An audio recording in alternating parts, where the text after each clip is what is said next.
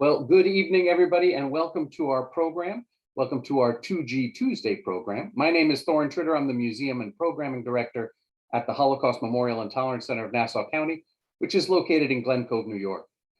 Our 2G Tuesday series builds on our successful monthly Sunday with Survivor programs, which we've been offering for more than a year, and provides a venue for the children of Holocaust survivors to share their parents or their families' stories, safeguarding them for the future.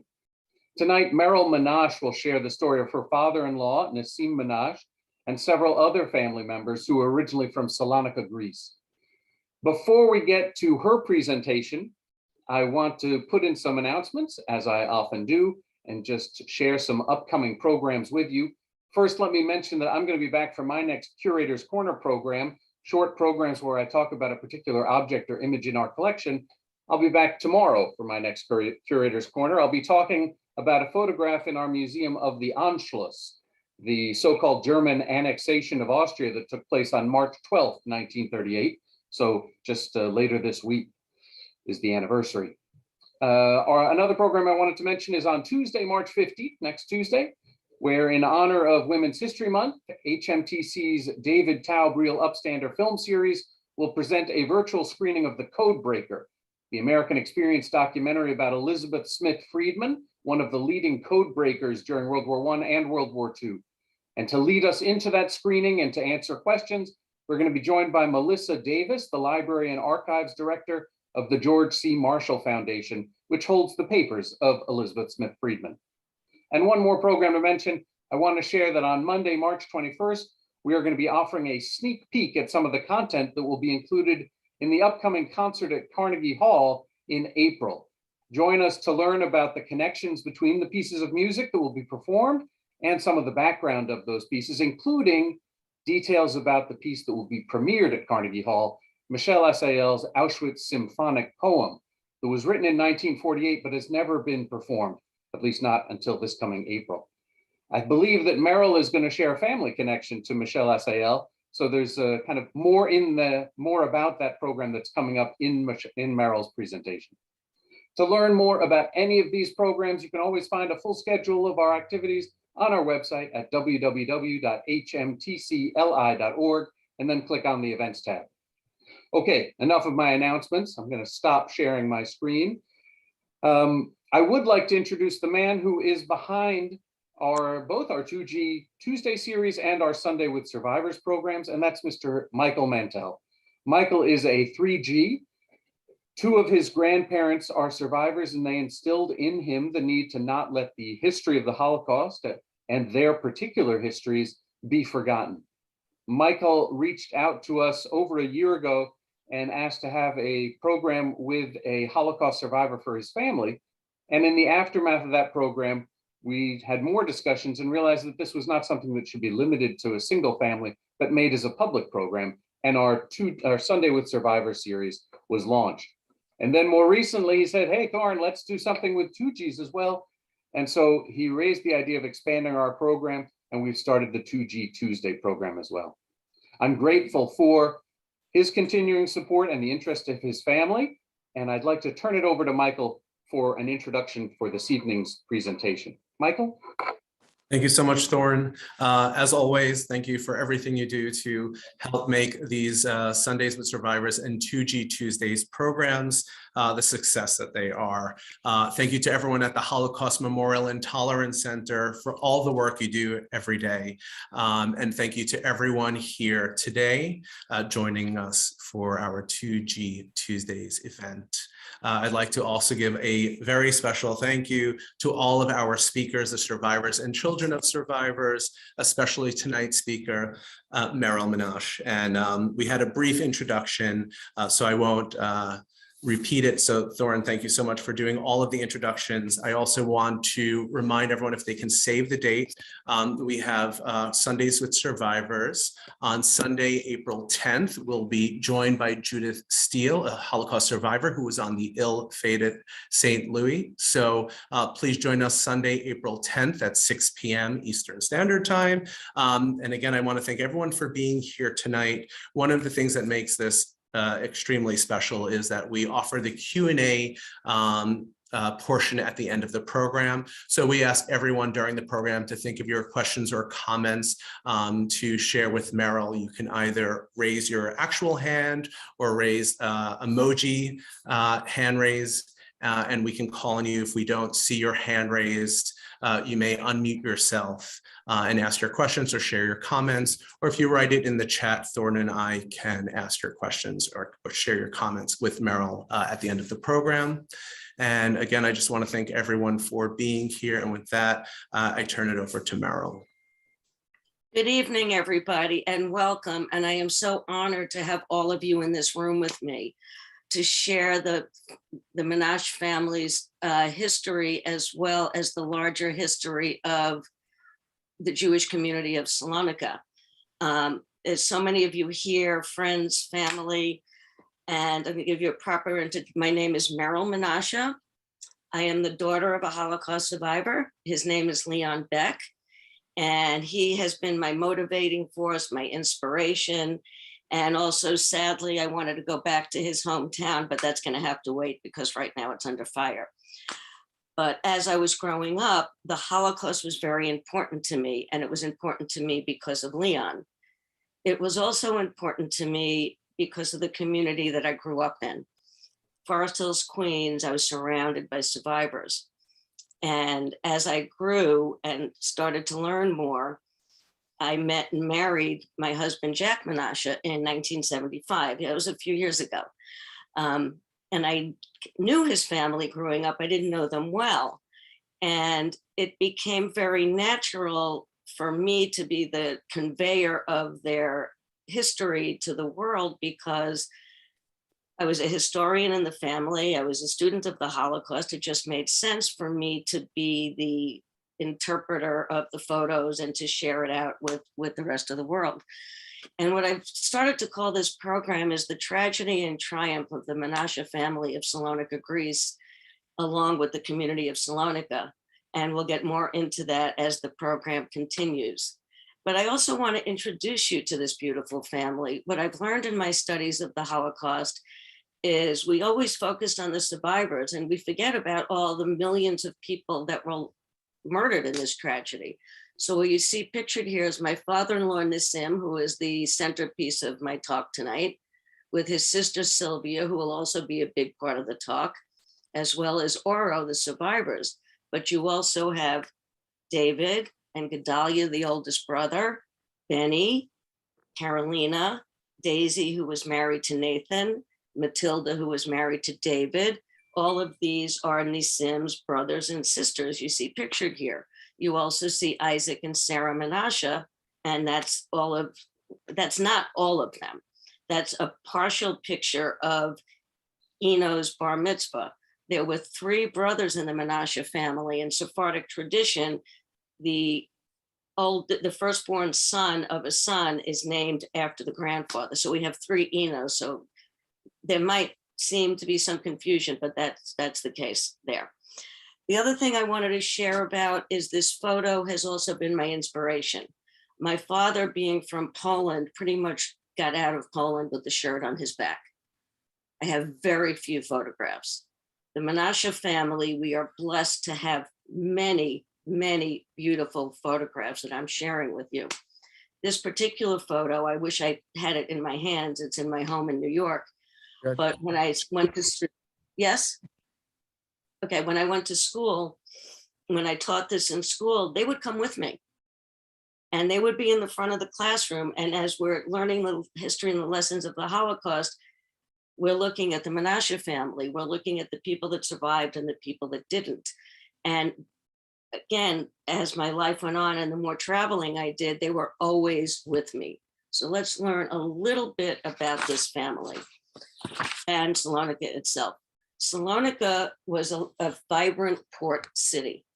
In 1889, it was rebuilt, and there was a very large Jewish community. That community excelled in business, banking, wheat. Our family had made olive buckets.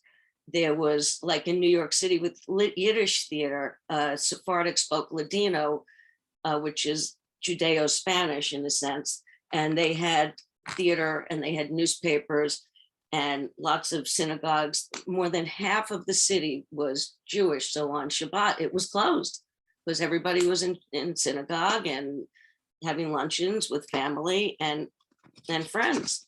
And what you see here to the right is the White Tower, which is a symbol of the city. In 1917, there was a fire and mostly everything burned down, including the tower, which they rebuilt. So when you look at my father-in-law's papers, my Aunt Sylvia's papers, they were both born in June 15th, 1915, because they didn't know when their birthdays were because of the fire. So they were born around Sukkot, or they were born around Rosh Hashanah, and that's how they figured out what their birthday was. So who was the Menashe family? There were 9 children. The oldest was Gedalia. Nissim was the youngest brother and the youngest and only unmarried of all the siblings with no children. Gedalia, the oldest, made olive barrels. As growing up, there were 9 siblings of Isaac and 9 children of Isaac and Sarah. They lived in a modest home with 4 bedrooms and a kitchen. And Sylvia speaks in her testimony about holidays. They were festive, but because the family was so large, they only had the immediate family for holidays. A traditional family, the girls were taught to knit, sew, cook, to grow up to be housewives. And Sylvia was 28 when the war broke out. And she talks about having to wait to get married because she also had to wait until her older sister got married before she did. Again, very traditional. She talks about Hebrew lessons in the house by a Rabbi Habib. And she also speaks of the fact that they learned French in school. Knowing French and knowing Hebrew would be very useful for them as we get later on into the story and the Holocaust starts to get to the people of Greece. So now let's meet our family. In the Holocaust Museum and Tolerance Center in Glen Cove, we have what we call a family gallery, which inspired my first portion of this program. In the family gallery, you have the Menashe family pictured here. It's Isaac, Sarah, Sylvia, Uncle Benny, and Aunt Doro. This is Nissim's 2 sisters and a brother and his parents. So my father-in-law's a few people in the family. If you come to visit our museum, you also have the Elias family photos, Russo family, Jackie Handley's photos, which will be talked about in later programs. So it's a beautiful museum to see. Now, please enter our family gallery. This is a close-up of Sarah and Isaac Menashe. I introduced them before as the parents of this beautiful family. Vibrant, many children, grandchildren. The oldest brother was 60 when the war broke out. So he had, again, we know the family had a minimum of 60 people when the war broke out. It was probably more based on the children and the grandchildren we lost track of over the years. Pictured here is a close-up of David, his wife Matilda, David Menashe, Nissim's brother, and their son Jacko. And they had 2 other children. Their names weren't on the back of the photo. Again, when you study all of this, it gets lost because when the family that was alive that knew them, we weren't aware enough to ask questions. And what I didn't say in the beginning, I would like to say now, as this family grew, as I married and grew into this family, as the survivors passed away, we found all these photographs. Not only did we find photographs, we found citizenship papers, transit papers. I have Uncle Jack's entire trip from liberation back to Greece, which most of it is now in the Holocaust Museum in Washington. I realized that what we had was so valuable that I needed to pass it on so it would be around for the future. This is evidence, in the times we're living in, and 100 years from now, who's going to know who David and Matilda are? Well, the museum in Washington will, museum in Glen Cove will, and so will the public. And they'll also know what happened to them, which we'll talk about later on. So once I did my museum fellowship and this became my project, I realized that I'm a historian, I'm a Holocaust educator. It was natural for me to collect this. How many documents are we losing? how many photographs are we losing because the children are not aware of what's important? So in 2005, I started, speaking about this because it was the age where the survivors started to pass away. And it was also when we started to think, what are we going to do when the last survivor dies? Sadly, it's 17 years later, and a lot of people like me and our children and grandchildren are going to be the ones telling the story. So keeping these photographs and these pictures are of the utmost importance to anybody that has them. I chose to put these two pictures on the same slide because the photo to the left with David Menashe, Nissim's brother, sadly they did not survive, but to the right you have Sylvia and Nissim as young children. And fortunately they survived the war and the family lived on, and eventually we start to triumph. What you have here is Pauline, which you'll meet later. Nissim had a sister, Pauline, who came to the United States in 1930 when she got married. And there was a lot of family photos of July 1930. That's because there was a send-off party for Pauline and Leon. And these two photos are a little Menashe in 1930. And I have taken a second look at these pictures, putting this program together, processing the fact that these was young men when they did arrive at the platform, at the selections at Auschwitz. So they had potential to survive, but we'll get into the reason, get into the rest of that after. And here we have, Gedalia Menashe. He was the bar mitzvah boy. It's 1937. And it also shows you the pride they had in their family with the photos they did take. Most of these came from Pauline. Some of them went to Uncle Benny, who you saw in the first picture, who was in Brussels. And in another program, I just found a photo today of him in 1942, which is very telling because it's right before everything happened to them. So that's an important part of our family story. This photo here, we want to expand our family tree. So Aunt Sylvia married Uncle Jack Amar. And again, important to name the victims as well as those that survived. This is Bella Amar, his sister. Uncle Jack survived the war, but nobody else in his family did. But fortunately, they found each other and it was a love story. This is a photo from April 8th, 1930.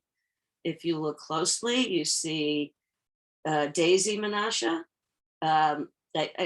Dudon is the name in the picture, but I listened to Aunt Sylvia's show tape and her nickname, they call her Daisy, and this is her husband, Albert Russo, and their little son, Alberto. Alberto too would have been about 17 when he arrived at Auschwitz. So if you think about that, at least I do. Okay, the photo here, we're going to take a close look at the two women on your left here. This is Aunt Oro Julami. She's living a happy life here. She has a husband. She has 2 children. Life is good in Salonika. Shabbat is spent with the family, celebrations, weddings, bar mitzvahs. And here you have Aunt Sylvia.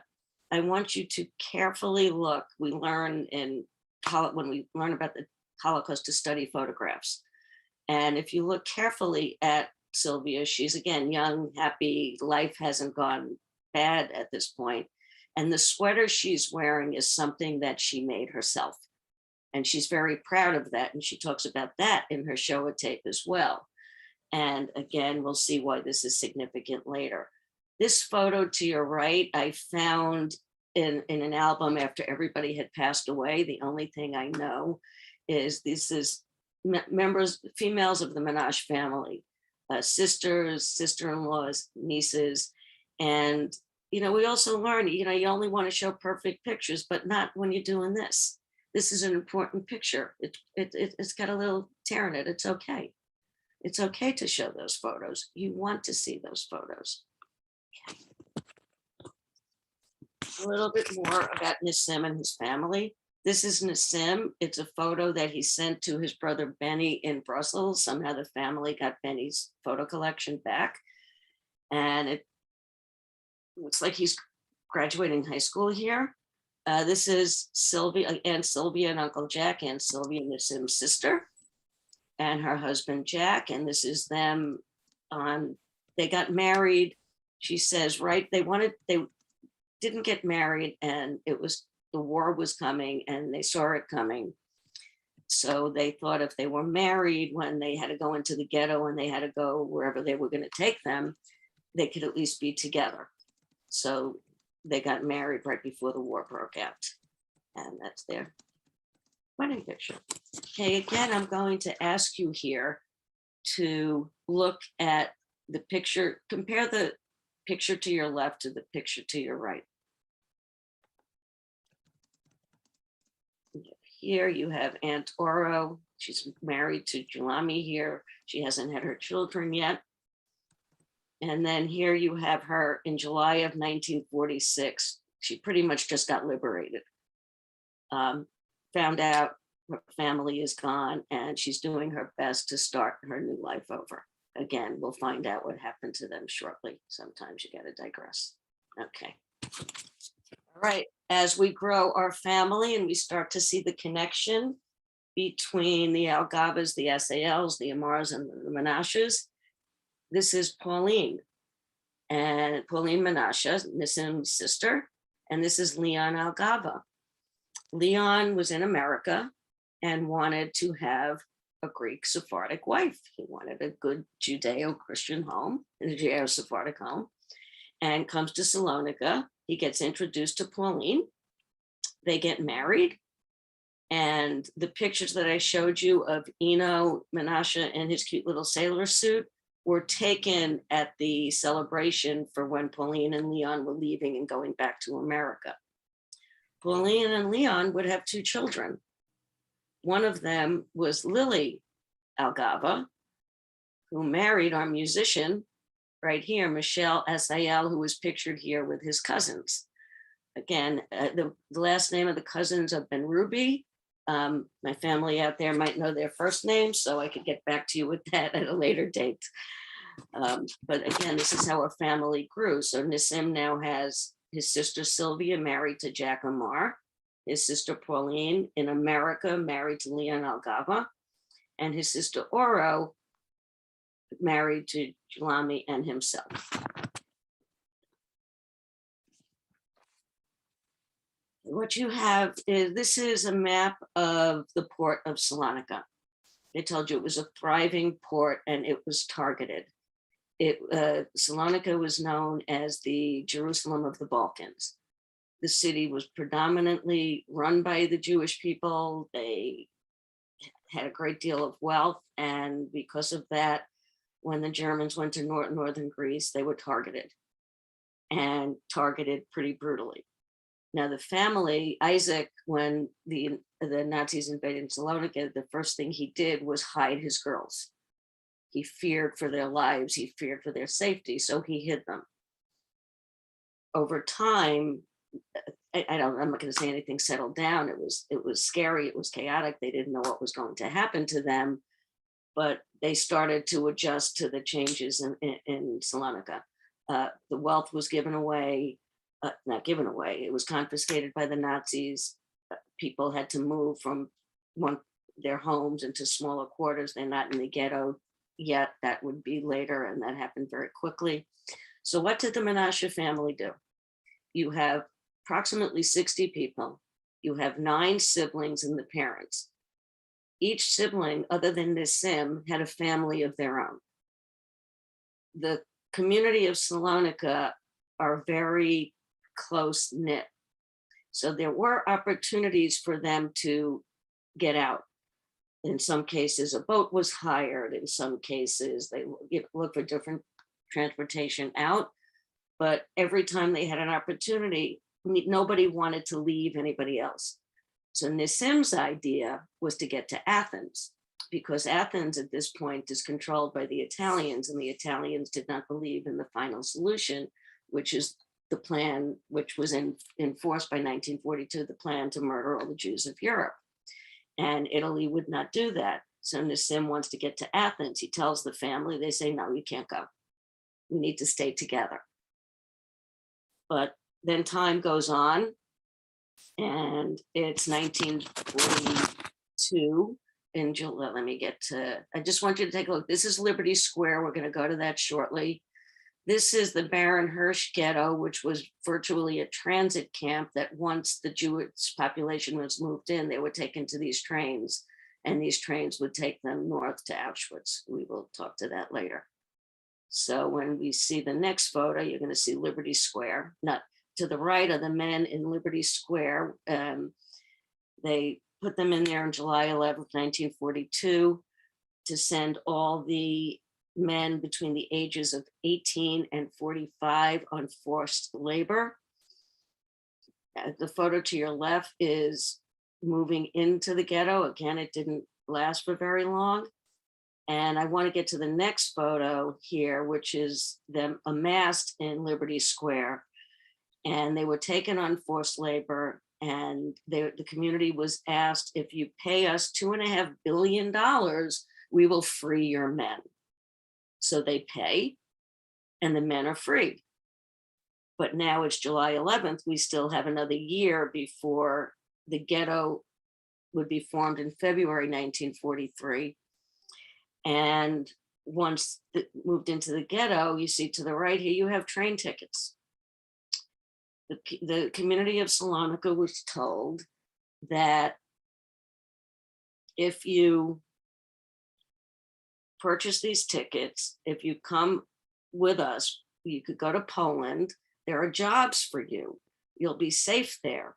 You could take your possessions, and you could take a few days worth of food, a few days worth of clothes for your journey. And when you get there, you'll have work and you'll help the Germans before the war is over. And they end up boarding the trains because they were encouraged to board the trains. This is not a picture of Greeks boarding the trains. I just wanted to give you, the audience, a snapshot of what the cattle cars look like, what it looked like for the Jewish people of Salonika and the 1.5 million that were transported to Auschwitz over the course of the war. And another thing I would like to point out, it's February 1943, the Menashe family is kind of in line to get deported to Auschwitz, where it's 1939 and into 1941. My Polish family has already been murdered by the 101st Police Battalion. So another thing we learn about when we study this is, for every person you see in that picture, they have their own experience, they have a name. The camps did everything they could to dehumanize people by shaving them, by putting numbers on in Auschwitz or on uniforms. But again, each one had a story and it all happened differently. So what happens in Baron Hirsch, I don't exactly know when our family got transported, but Aunt Sylvie in her testimony said they were all on the same transport, but in different cars. And what was really frightening, and I can't, carrying this picture in my heart for all these years, I can't imagine what they felt like when in March they start the 43, they start the deportations and they're done by August. By August 1943, 55,000 Jewish citizens of Salonika are either deported or hiding somewhere, but the majority left, the majority were. So imagine, I'm going to set this scene for you a little bit. If you think about the first map, Salonika is southern Greece. They're put on these cattle cars. They have no air, except for a little maybe window in the corner with some bars, a bucket as a toilet, maybe another bucket of sardines or something, and whatever they had with them. They are locked in these cars for very different accounts, for anywhere from 7 to 9 days. And in some cases, trains broke down and it was longer than that. And think about it, it's March through August. So potentially my family was locked in this train in July, extremely hot. The stench was awful. Many people died along the way. And then the train finally stops. And it's not because it stopped and started over the course of the journey. The train finally comes to a stop, doors open. If it's daytime, they're blinded by the light, by schnell, barking dogs, smoke spewing out of chimneys, complete and total chaos. And if it was at night, it was dark, and you have the same thing. I always think about them when when I'm there, and how frightened they must have been when they got there. And then what? So what Aunt Sylvia does talk about is, this is the gates of Auschwitz I, but she talks about when they arrived, they took her mother on a bus. They said, we're going to take the old people so they don't have to walk. They went to take her mother on a bus, and she wanted to go with her mother. And a guard stopped her and pushed her away. So the guard saved her life. The majority of our family, once they got to Auschwitz, were taken to the gas chambers and murdered. A few survived selections. The younger men survived selections, but what we were told by the people that did survive the camp, because the majority of 90 some odd, I'm not going to use 90 some odd percent of the Jews from Salonika were in Auschwitz, if not more. And so the survivors came home. The few survivors that there were, 4% survived out of, what was it? 43,000 were murdered in Auschwitz. So when they got there, speaking Ladino was a problem. The majority of Jewish people there were from Eastern Europe and spoke Yiddish. And Sylvia and Doro, Nissim's sisters, spoke French. They also spoke Hebrew, which was French being the international language and Hebrew being the international language of Jewish people. So they were able to communicate somewhat. But I've spoken to many survivors over the course of my life, and they said when the Greeks got there, it was very hard for them. The climate was harsh. Greece is kind of like Florida with the weather. So they had a harsh climate. A long, debilitating cattle car, ride on the cattle car, and the survival rates were abysmal. And Sylvia and Oro, though, are selected, and they're selected to go to Block 10, which was a block that had medical experiments. But before we do that, first time I walked under these gates was 2008. Needless, I need to say it was overwhelming. It was overwhelming for many reasons. Again, that picture is with me. This is where they were. Nobody in our family had ever been to the cemetery. And I also walk in, and to the right, the first picture I see is of the men's orchestra, knowing that Michel Assael was in the orchestra. And in the course of putting this concert together, what we didn't talk about in the beginning is Victor Ullman, who was imprisoned in Theresienstadt, most likely walked by the orchestra where Michel was playing, and now their compositions will be played together on April 20th. So lots of coincidences here. Okay. So this photograph in particular, I took myself. I chose to take it because what you're looking at is the death block, block 11. But I took a picture of the windows because Aunt Sylvia and Aunt Oro were in there. And they say they saw Uncle Jack carrying the blocks back and forth in the death block. And they knew another thing about being in a concentration camp, survival rates depended on all sorts of things. A lot of times it was just luck. But the job, if you had a job where you only carried rocks back and forth all day long, living on black coffee in the morning, the soup in the afternoon with nothing in it, sawdust bread, you're not going to last very long. So Aunt Sylvia and Aunt Dora, now we're going to understand why knitting was important. They made beautiful, beautiful clothing. They took apart a blanket and they somehow crafted some needles and they made themselves socks and sweaters to keep warm. The guards noticed their beautiful handiwork and started to ask them to knit things for their wives, for their children, for their girlfriends. you survive that way. They traded the knitted items for food, and they could last longer. And when Sylvia talks about Dr. Klauberg, she said they experimented on us. They only had one experiment and they sterilized us. And that she said she never had children because of that. And listening to her testimony, like I said, I tried to put myself in their shoes, and having been to Auschwitz a number of times, like I said, you could never be there like they were, but my imagination, I would look and imagine what were they thinking, what were they feeling as all of this was happening around them. Where is their family? They're in Block 10. They didn't know, they just knew they were taken away, and they knew the chimneys were spewing smoke and ashes, and that's really all they did know. So Uncle Jack does get transferred. And this is just a snapshot of numbers that were taken. And of the 55,000 Jewish people from Greece that ended up in Auschwitz, 45,000 were from Salonika, and 43,000 were murdered. 2,000 returned. And what you see is also a 1.5 million total people were taken and murdered. Our next photo was also very overwhelming on basically every trip.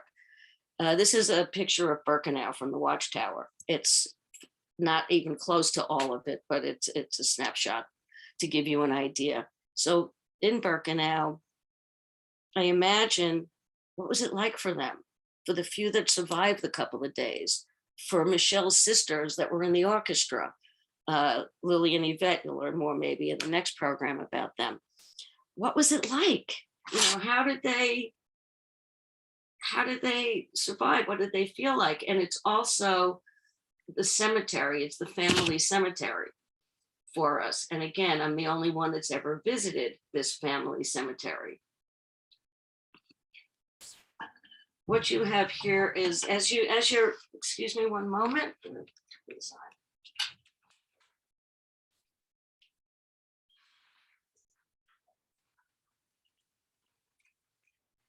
That's better. I just need a little light. Okay, it's getting dark. All right, what you have here is, as you're in Birkenau and you walk towards the back, it's massive. And at a cemetery, you like to have a marker. You like to have a place that you could visit to remember your family. And sadly, all of ours are in Poland.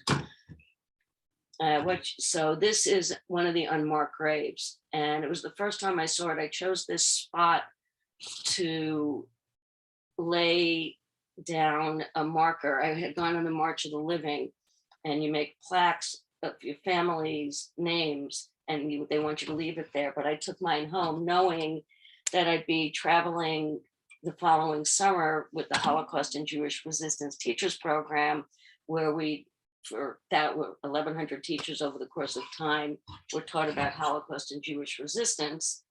And I was with them there and planted the plaque, asked for a few minutes to myself so I could mourn them and talk to them about the family that we were growing. And I also, this shoe here is a child's shoe that was donated by Jackie Handley through the Catania family. And I imagine Jackie was a Sonder commando, and I imagine this could be one of our little nieces and nephews, because Dahlia did have grandchildren at this point. So it could have been one of ours, but I chose to place it here as a reminder to remember. Okay, so we're going to leave Auschwitz-Birkenau and go back to Auschwitz I. Auschwitz I has a beautiful museum that was built by Yad Vashem. And when you walk in, it has visuals of life before the war, which is really what I wanted to express this evening more than anything else. This Menashe family, the Jewish community of Salonika, was vibrant, full of life, and it was stolen from them. At the last room of this museum, there is a book of names, thousands and thousands of pages. There's Menashe pages, there's Assael pages, there's Al-Gaba pages, Amar pages, Tobias pages.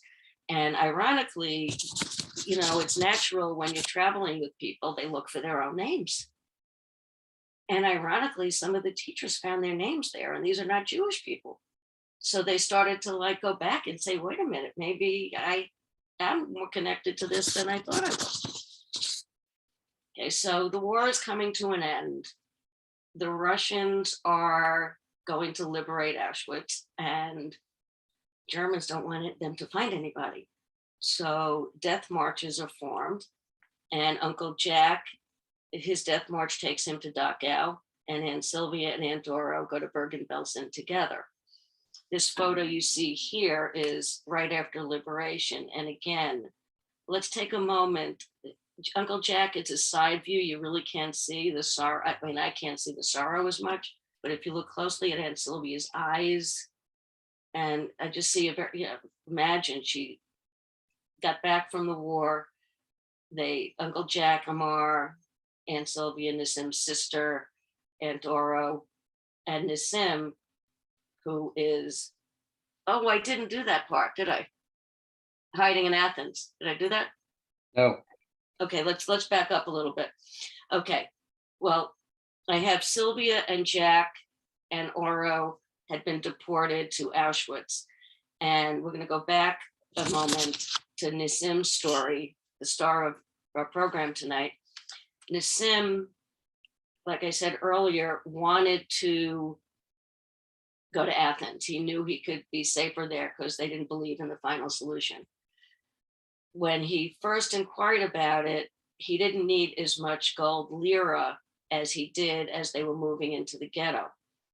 And another part of that early part of the family story that I just want to talk about now is also before they were moved into the ghetto, the three brothers and the father each took an olive oil bucket, which is what they manufactured, filled it with gold, chose a house to bury that gold in. So when they got back from the war, they would have something. Sadly, Nissim only knew where his gold was buried because nobody wanted to tell anybody else in the event they get captured or tortured. So Nissim ends up getting to Athens, which is how I got married my husband. So he gets to Athens. And how does he do that? He buys his way. He arranges to take the train to Athens. They disguise him as a fireman, is the people that shovel the coal to keep the train running. He gets to Athens, and he's a businessman, and he does have some money with him. And he establishes a business, and now he has to hide. The war is going to come, the Germans are going to come to Athens, and he's not safe. So he's introduced to a 16-year-old girl, Katie Menashe, Katie Hakosaki, who became Katie Menashe, who had a sister and a brother, and another brother had passed away from starvation. So they're a very poor family. So Nissim offers to marry Katie. The Hakosaki family offers to protect him. He hides with them as a Christian. And then when the war is over, they all make it back to Salonika and find each other. And Sylvia and Oro are kind of surprised that their brother has his brother has a wife, but it saved him. And that's important. So Nissim survives as well. And the community starts to rebuild. What you're looking at here is you're in Athens. And the survivors of Greece are invited to a ceremony with Rabbi Barzilai. And this photo here, you could see a little bit better if, again, study the faces. These are survivors of a country. The Jewish community was destroyed here as it was in the rest of Eastern Europe. A vibrant, beautiful community murdered for no reason other than the fact that they were Jewish. They didn't do anything, say anything. Okay, so here Uncle Jack is in this photo. And if we go back to this one at the Holocaust Museum in DC, they were able to recognize and name some of the people in the photo. And I'm sure some of you out there, I know I see your names from our community in Salonika and the rest of Greece. You might recognize people, so I could share this later. Okay. Okay. Chose to put this document in and not Uncle Jack's. This is Aunt Sylvia's citizenship papers, so we're going to focus on this for a moment. For some reason, they chose to say distinctive marks was the tattoo on her left arm. So how did Aunt Sylvia and Uncle Jack and Nissim come to America and become citizens? It was 1951. Imagine you're back from a war. There are 4 of you. I'm including Uncle Jack in this because now he's part of the family. But 58 Menashes were deported. 56 were murdered. 2 returned. Those numbers are astounding. Pauline survived because she was in America. Nissim survived because he was hiding and living as a Christian. And it was 1951, and their quota numbers came through, and they moved to America. Nissim will move to America a year later in 1952. They eventually settle in the Bronx and try to rebuild the community. It's not just Salonika, it's all sorts of other, from the other towns in the early map, Castoria, Yanina, many of them. And they gather in the Bronx, at least the Menashe family did. Others went to Brooklyn, different places. So they rebuild the community, they build a synagogue. You have, I know I'm going to make people smile now, you have the Pastelero, which everybody loved, and the butcher. And again, rebuilt Greek Jewish life in the Bronx. And my father-in-law, being a businessman, started a business on the Lower East Side. Again, many of you out there, you know what I'm talking about. Your father started the same way. He started with a push cart. The push cart became a closet. The closet became a bigger store. And that retail business supported his family for his whole life, along with many others. Sylvia talks about, she didn't have children. She was sterilized during the war, and they chose, Uncle Jack didn't want to adopt anybody. So what she does, she talks about my husband in her video, Jack and Eno, again, another Eno, because you name it after the grandpa. And she looked upon them as her sons. She helped raise them. She did her best by them. They both did. And we took care of them as they got older. That's what you do. Okay, these pictures here represent the future, the beginning of the future. The picture on your left, and also the people that are inspiring the Hymns of Auschwitz program. You have Dr. Albert Menashe here, who wrote the first account of the story of the Jews of Salonika, which was the best account written, recently republished by Dr. Joe Haleo. And here you have Michel conducting 25 years later. But what does this picture represent? It represents a community whose lives were shattered, who came to America, who rebuilt their lives, who had a zest for life. Everything was celebrated: bar mitzvahs, weddings, births. And Sylvia and Uncle Jack, not having a real wedding during the war, had a 25th anniversary party that was a wedding.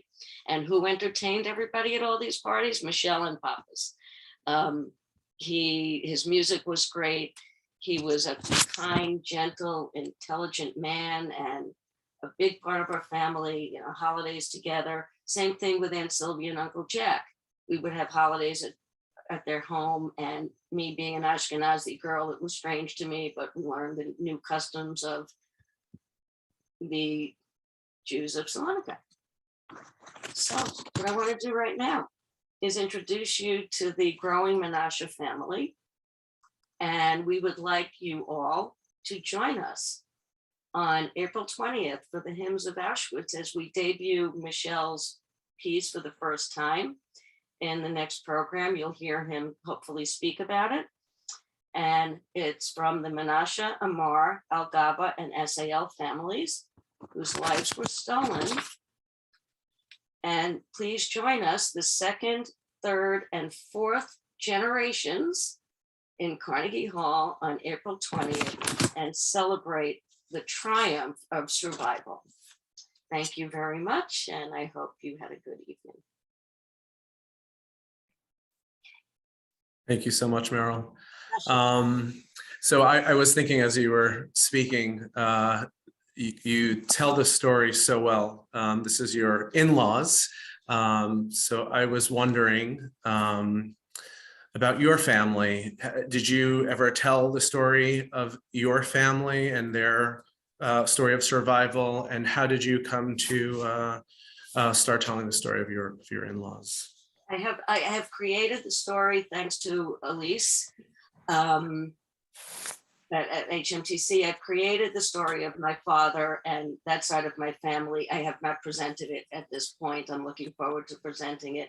As I said, the Menashe family, we have a wealth of material. That's this much of it. I have more photos. I have more documents.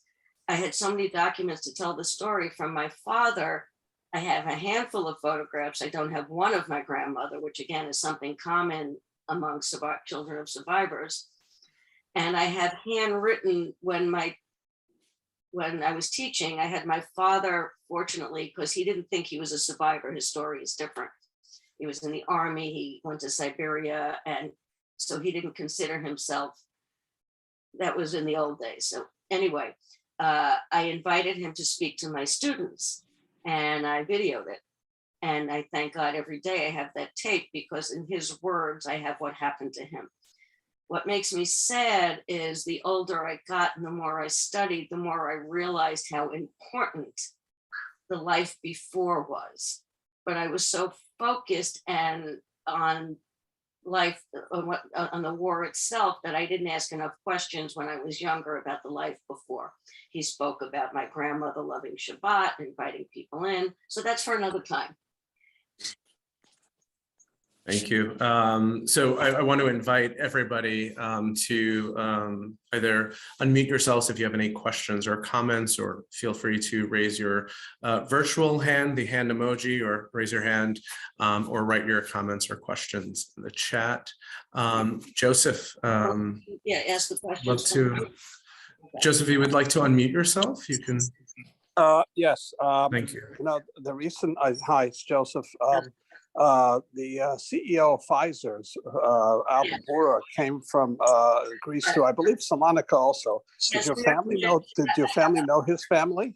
Yeah, our family knows his first cousins. So yes, we don't know him personally, but Daisy, you're out there. Daisy, I'm not going to use names. I don't want people to, use last names. That's not good. Yes, we have members of our community that are related to Dr. Bourla, and we are very proud of that. And think about it, 4% survive. Look at what they've accomplished.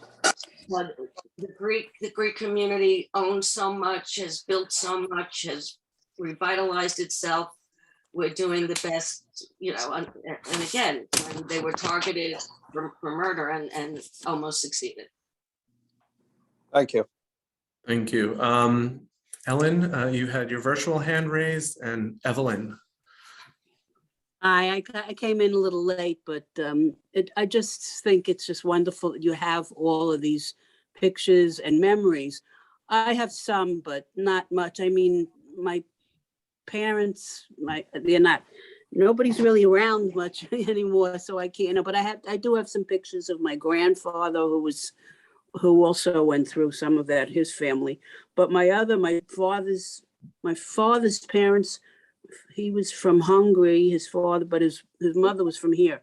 But yeah, that's why I cherish whatever pictures I have. And when my mother was moving out of her house, she threw out some pictures. I almost, I was hysterical, but it's very nice that you have cherish all these memories. I went. Like I said, because I have nothing, I'm trying to track down my father's pictures, but I need to get to Israel for that. And like I said, traveling right now is not to Israel. And and I think that's why I got into my Menashe family, because we had so much to share, and I wanted all you out there that are 2Gs to understand, and 3Gs, what to share. And we also have to remember all like I said, the community of Greece has Jewish, like Martin Elias is one of our big donors at the Holocaust Center. And again, because of his success, he believes in giving back to the community, and he has. And I mentioned, I think, the Catenos who gave us Jackie's picture and so on. I went on one site. It wasn't really Ancestry. It was just, it was had to track down some of your family. And I did find my mother's parents, my mother's father. If you And would, it's Ellen, if you would like to reach out to me, I could guide you into how you could find okay. it. Yeah, I did find some, you know, but it was nice because I knew what he started out being. He was a tailor that I remember, you know, and he started being a tailor, you know, tailor back years ago. So it is nice to know, but you know, unfortunately, I have not much. It's just me and my sister, and then my aunt who lives in Arizona, and she's like 91. She doesn't remember. She didn't. I don't know. She's got selective memory anyway. But anyway, but thank you. It's Thank very you, nice. Ellen. It's Thank nice. you. And Evelyn, yeah, and thank you, Ellen, for sharing. And Evelyn. Well, can I say something? My name. Sure, Sammy, we'll come to you in one moment. Is that okay? We'll ask Evelyn, we'll have Evelyn ask her question, and then we'll jump to Sam. First of all, I'm really happy to see you, Meryl. Hi, Evelyn. And I loved your story, and I wanted to know, I don't know that much about the Greek Jews, and do you know how far back in years the families go in Greece and where they came from before that, or are they native to? Yes, I could talk about my family, and Sylvia in her Showa tape says they were there for many generations.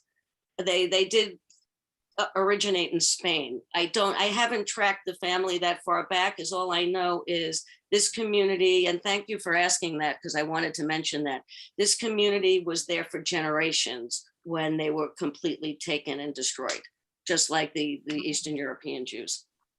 So 5-6 generations Sylvia talks about. Thanks, Evelyn. Good to see you. Thank you, Meryl. Yeah, I have a question on the same topic, but you can come back to me after. Thank you. We'll just jump to Sam, and then we'll, yeah, so we'll jump to Sam and then Janet. Meryl, I just want you to know that Albert Menashe delivered me in Salonika in 1947. That's awesome. And that's when he delivered you and wrote a book in the same year. It's amazing. And that's when Michel wrote his symphony. A lot of coincidences. Sylvia and Giacomo, I remember very, very, very well. They were my parents' friends, and I have pictures of them in my bar mitzvah. What's your last name? Yecheskel. Because my husband Jack's on, so maybe. My mother was at Algava, Lucia Algava, and she got married. Hers was the first wedding in Salonika right after the war. So we're mishpucha. Yeah. Very nice to meet you. I hope to see you on April 20th celebrating Michel and Dr. Menashe. I hope so. Thank you. Hi. That was beautiful. Thank you, Sam, for sharing that. Daisy's hand is up. Hi. Oh, sure. If you don't mind, we'll just go to Janet first, then Okay. Daisy, and then Edward. Hi, Meryl. It's really nice to hear your story. I'm sorry I tuned in late, but so interesting to hear about your husband's side of the family and how the Greek community was just annihilated. The first, I'm a child of survivors from Poland and Belgium, which is more common where, you know, you hear stories obviously from Poland, and my mother lived in Germany. The first time I became aware of the Greek community of the Jews, I had a student, I'm also an art teacher at Lawrence High School, and one of my students' families told me that they were from Greece, and they said, do you know about how the Jewish community was just almost completely wiped out?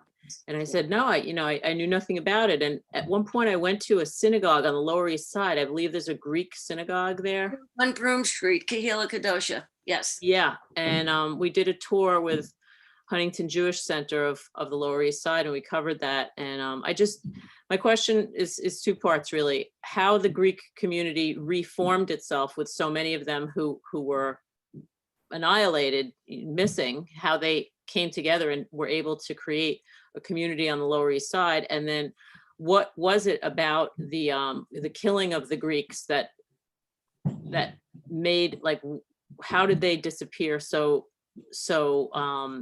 broadly? Like, why was it just impossible for them to Okay, I'm going to get talk out. about Salonika because the other cities, Salonika was targeted A because its wealth, and that's where it was known as the Jerusalem of the Balkans.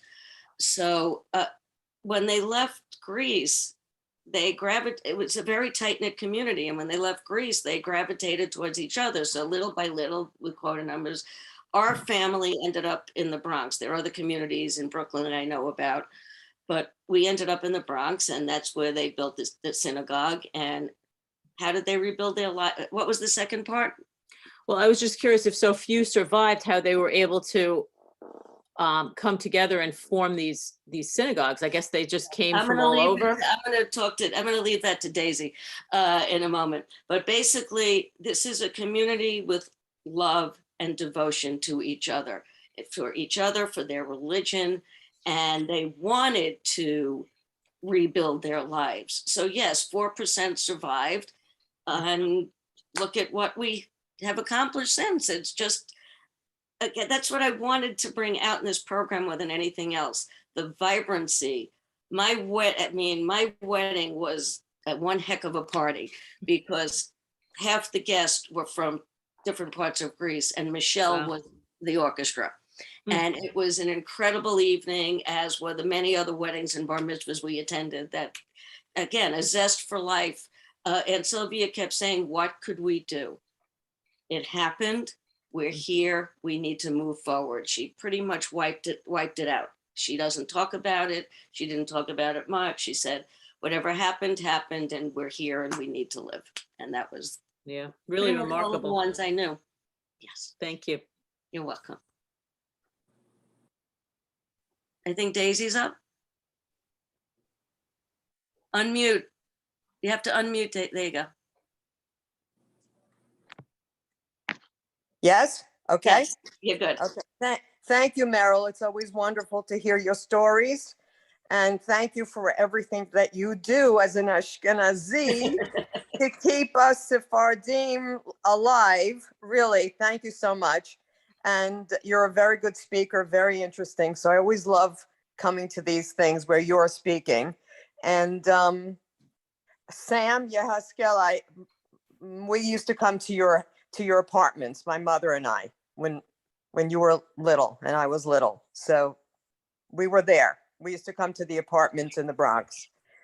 And as far as rebuilding in the Bronx, it was like there were millions. There weren't millions, but it was like there were millions for the energy and the dedication and the love that all these people had for each other. Would you say they loved us a little too much sometimes? Oh, please. But as far as Jack and Sylvia Amar, I always have them in my heart because they did not have children. They really loved all of the children like we were their children. Really. I have a watch that Uncle Jack, because he worked in a watch company. For a watch company, I still have that watch, the bull of a watch. It was my watch. And it was just, they were a fabulous couple. They were wonderful. They were the two tallest people. And as I was starting to say, that the Bronx was the most vibrant, wonderful place in which to grow up, because as I said, all of the people, we were hardly related to each other, but we were related. And it was the most unbelievable life. Every day was exciting because we were all in each other's lives. We traveled in packs. We went to Rockaway in the summer together. When people moved from the Bronx, they all went to Forest Hills together. The Pastelero was there. That was like a tremendous meeting place, especially Sundays. And the synagogue was the Mecca for a lot of the life. And as you said, Michel was it for all of us at our weddings. We all had memorable weddings because of Michel and the extended family of all the Sephardim. And I miss them terribly. I miss everybody terribly.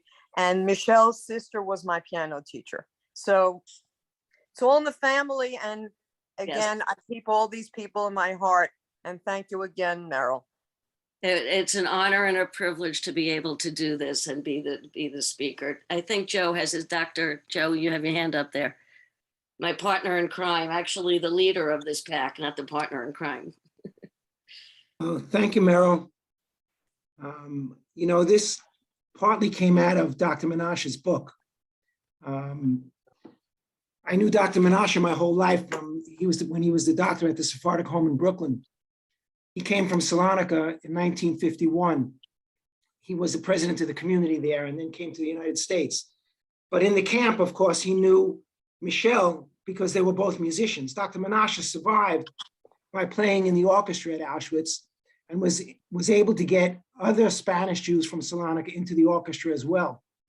So Michel was able to survive. And when Dr. Menashe wrote his book, Michel said that he couldn't write a book, but he could write a symphony, and he did. And for many years, I used to ask Michel to share the score of the symphony, and he used to say, oh, you'll never do anything with it.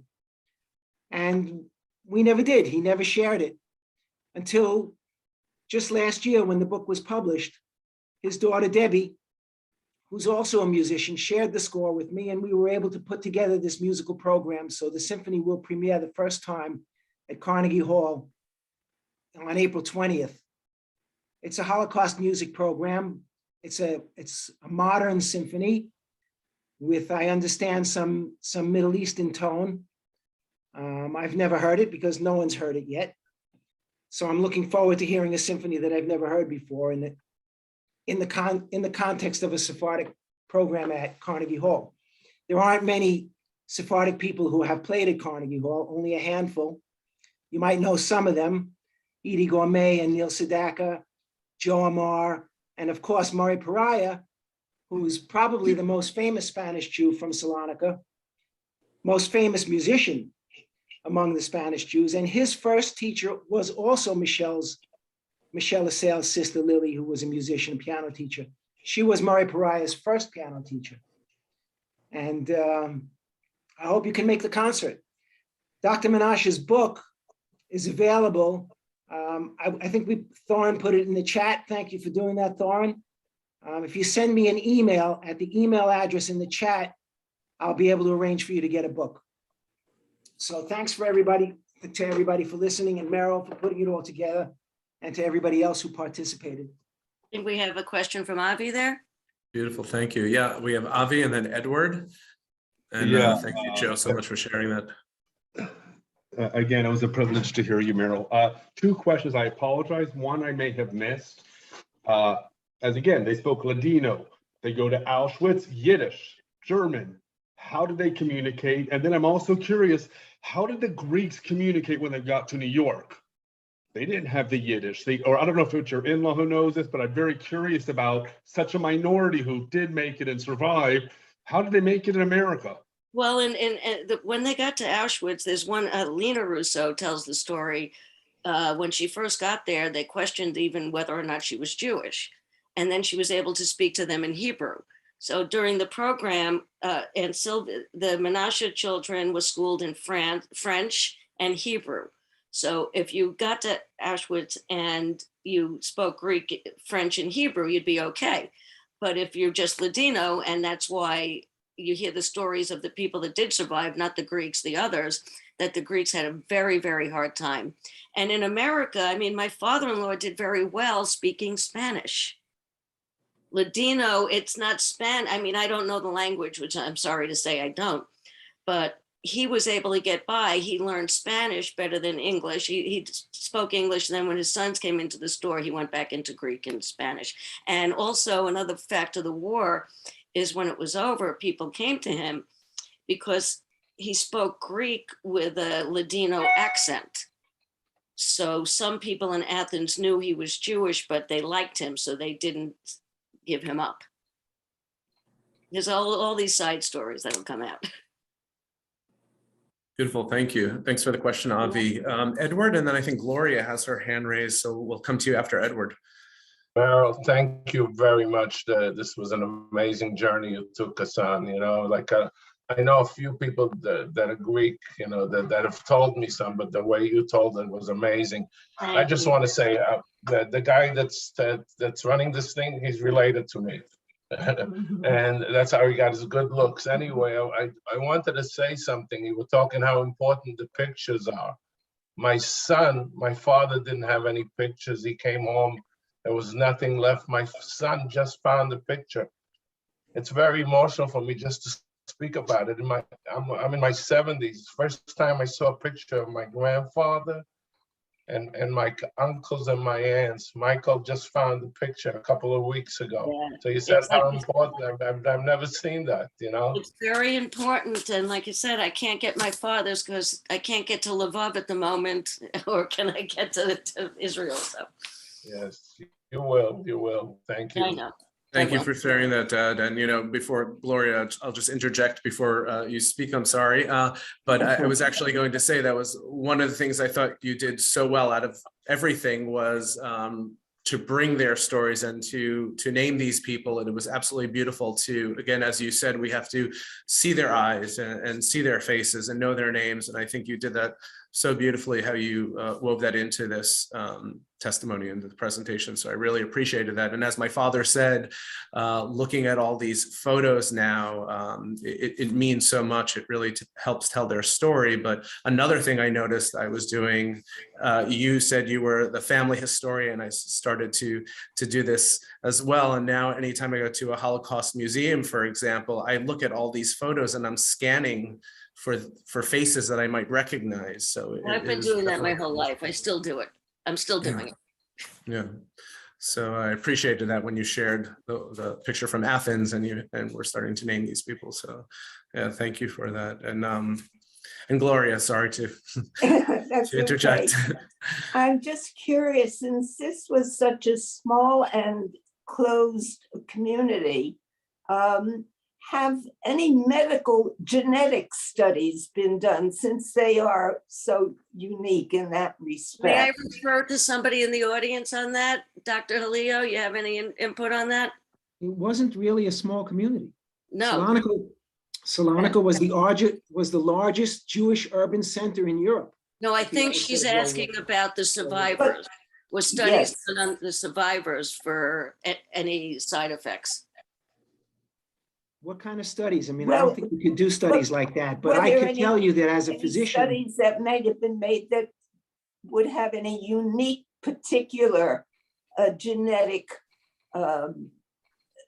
parts of this particular community that would be so different from the Ashkenazi Eastern European Jews, or honestly, there is some genetic information. There are some diseases that are specific to the Sephardic community that don't show in the Ashkenazi community. Like, that was the kind of thing that I was. But I don't think it had any bearing on the Holocaust. Like, for instance, glucose 6 dehydrogenase deficiency, or more popularly known as Favism, is found in the Sephardic community, but not in the Ashkenazi community. I don't think we really need to talk about that now. No, I don't think so. I just wanted, since I had you here. Okay, we have Loretta and Michael, it looks like, right?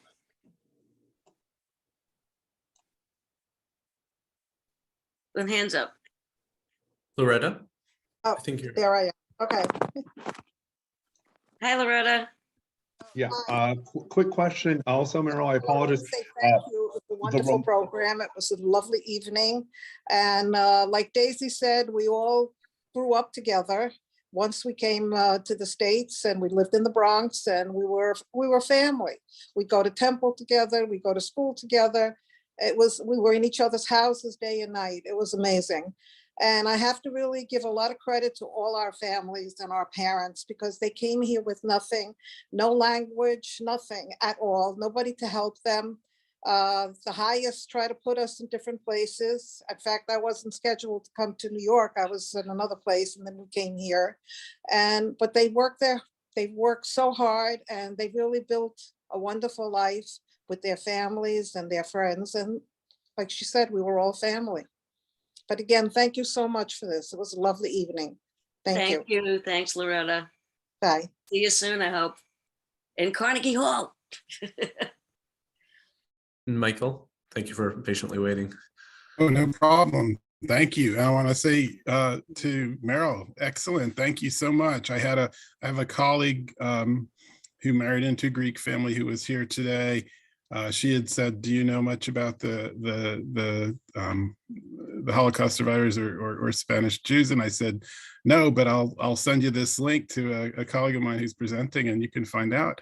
And she was here today. I also want to tell the audience that Meryl has a couple of other accolades that she's too modest to describe. One is she was the adoptive survivor representative for a great Auschwitz survivor named Irving Roth, who you may have heard of. He's internationally known, major speaker, and in that role, she learned a lot and shared a lot about Irving, who was an amazing Holocaust educator, and she keeps his memory alive. And like many of us, she's helping to share that memory of Irving Roth through a textbook that I am co-editing with my cousin. We're two Gs and we're Hungarian origin. And our textbook, which is, I think Thorne's putting it into the chat. It's a open or free educational resource that's going to be coming out this summer. It's called the Holocaust Remembrance, Respect and Resilience. And I want to say that it sounds like the Menashe and other and related families are models of resilience, and that Meryl is helping us all to respect their achievements and memories, and it's just wonderful to see these projects weaving together. So thank you, Meryl. Thank you, Michael. See, Joseph has his hand up. Joseph, do you want to unmute and ask your question? Yes. Is there any plans, or do you have you ever done a cookbook of recipes from, passed down from survivors or from those who are no longer around? I mean, if there was passed down to them, it would be interesting to have a cookbook of specific recipes from the Jews of Salonika. We do have, I have in my possession, it was a Salonika community from a Greek community in California from a synagogue. I do have that cookbook. There's also 2 Holocaust survivor cookbooks that came out, but they're not Greek focused. They're survivors from all different countries and all different places. And again, it puts the recipes with their stories, but that's not Greek. But I do have one that is a beautiful cookbook, and it wouldn't be a bad idea to republish it. But I don't have that on my list right now. I have a few other things pressing, like a concert in Carnegie Hall and a professional institute that we're launching come this summer in Irving's name. So there's a few other things that take precedence right now over that, but it's a great idea. Loretta, Daisy, do we want to start gathering recipes? Not a bad way to go. Thanks, Joseph. And we do have a few links in the chat. I just want to remind everyone. So the purchase tickets to Carnegie Hall concert on April 20th, we do have the link in the chat, and hopefully we'll be able to add that to our follow-up email, and maybe we can put other links in there as well. Meryl, I just had one question I wanted to ask you. Okay.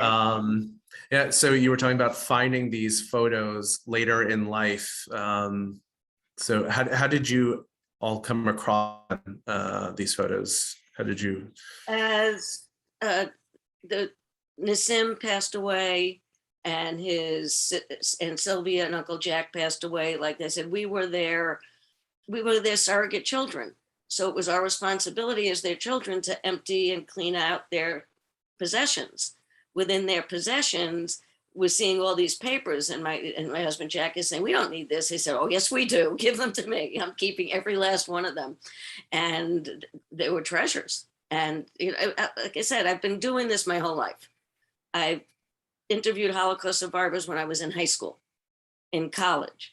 So it was just natural for me to continue when I married into this world. And I, like Daisy and Loretta, I thank you so much for painting the picture that I couldn't paint, that you did of the community. It's a beautiful community. And we need to celebrate together some more. Beautiful, thank you. Anyone have any other questions or comments? Otherwise, we'll pass it on to Thorin.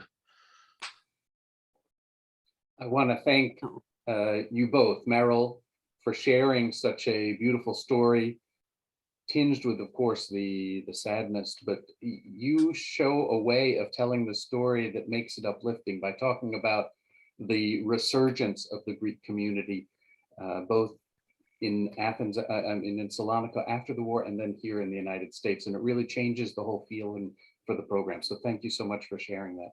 Michael, thank you always for hosting and for being our the conveyor of all the various questions and such. So thank you so much for doing that.